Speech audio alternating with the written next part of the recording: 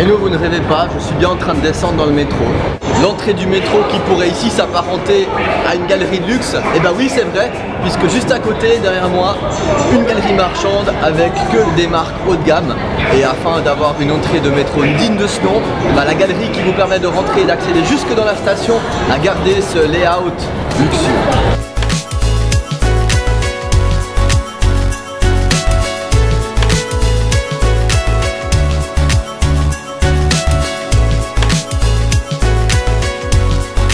Pour 8 balles, je vais quand même m'offrir un petit plaisir. Quoi de mieux qu'un petit tour en maglev? Même si c'est pour beurre, je n'ai aucune raison d'aller à l'aéroport de Pudong, mais je vais le faire quand même. Juste pour le trip, c'est la première fois que je le prends, ce train à sustentation magnétique qui circule à près de 400 km/h. Mais ce qui est paradoxal avec la vitesse du maglev, donc de près de 400 km/h, c'est qu'il va effectivement très vite d'un point A à un point B pour vous amener jusqu'à l'aéroport international de Pudong, à l'extérieur de Shanghai. Par contre, il n'arrive pas du tout au centre-ville et même pas au centre des affaires. Il arrive un petit peu au milieu de nulle part puisque c'est jusque là qu'ils ont pu construire les installations nécessaires à sa circulation, à savoir un grand viaduc. Et après le grand viaduc, ils sortent à l'urbanisation, donc il ne peut pas aller plus loin. La raison pour laquelle son terminus elle est un petit peu au milieu de nulle part et il faut se raccrocher sur le métro et faire près d'une dizaine de stations métro pour pouvoir regagner le centre-ville de Shanghai. Étant donné que le maglev est un train à sustentation magnétique, il a besoin d'être en continu sur sa plateforme de roulement. Contrairement à un train avec un simple aiguillage, il suffit que la lame appuie l'autre rail pour pouvoir guider le train sur l'autre voie. Ici, il faut carrément un viaduc pour faire la passerelle entre les deux. Et en fait, c'est tout cet élément béton qui se déplace avec la section contiguë qui permet de créer la continuité d'une section pour pouvoir passer d'une voie à l'autre. Ça vous donne l'idée de la lourdeur du système.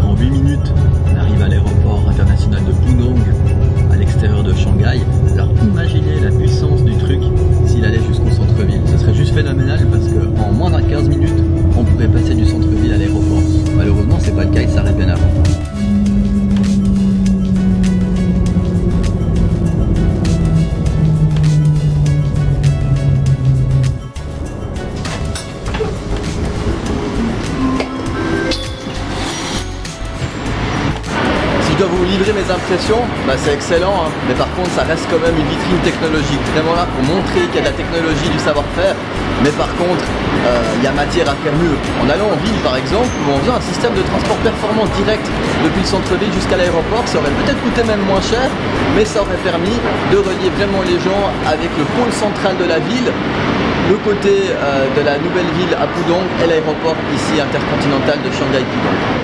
Et la sortie du maglev, petite halle marchande, on va plutôt dire food court pour rejoindre le métro de la ligne 2 pour revenir en ville, puisque j'ai encore 2-3 choses à faire avant de revenir en ville et c'est sur le chemin du métro de la ligne 2. À première vue, je me suis dit tiens, que des fast-food à l'américaine. Alors oui, effectivement, il y a monsieur KFC, Kentucky Fried Chicken, mais toutes les autres enseignes, c'est des fast-food bien chinois, avec des comptoirs certes à l'américaine, mais je vous garantis, c'est que de la nourriture chinoise. Je devrais peut-être goûter ça un de ces quatre. Une invention bien française que je retrouve ici à Shanghai, un translore. Qu'est-ce que c'est, vous allez me dire, pour ceux d'entre vous qui ne savent pas? C'est un tramway sur pneus. Donc en fait, comme la plateforme de roulement est en béton, il y a des pneus comme sur des bus, mais c'est un tramway puisqu'il est guidé, entièrement guidé par un rail central. Et c'est ce rail donc qui lui permet de suivre son tracé et de ne pas avoir de volant.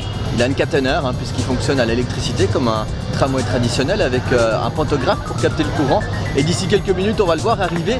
En fait, il part depuis un centre universitaire à l'extérieur de Shanghai et apparemment il fait un petit tour dans la banlieue.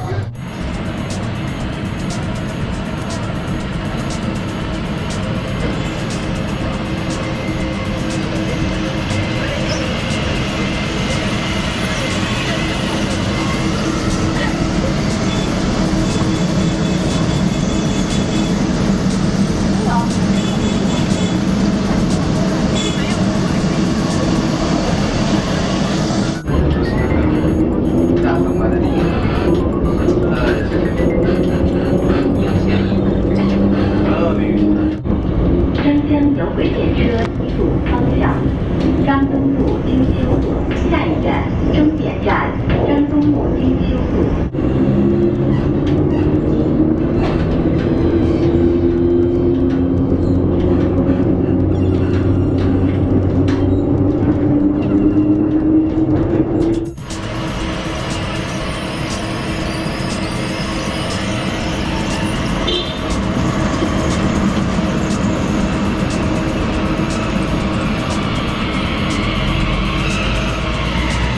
Je sais pas si c'est voulu pour des raisons d'économie, mais en tout cas, une fois la nuit tombée, il fait nuit vraiment dans le Transnord, il n'y a pratiquement pas de lumière. Chose assez particulière, tout le monde doit monter au milieu pour valider son billet, et la descente se fait par les portes aux extrémités. En fait, il est tout petit, hein, il est assez court, il n'y a que 3 portes à bord.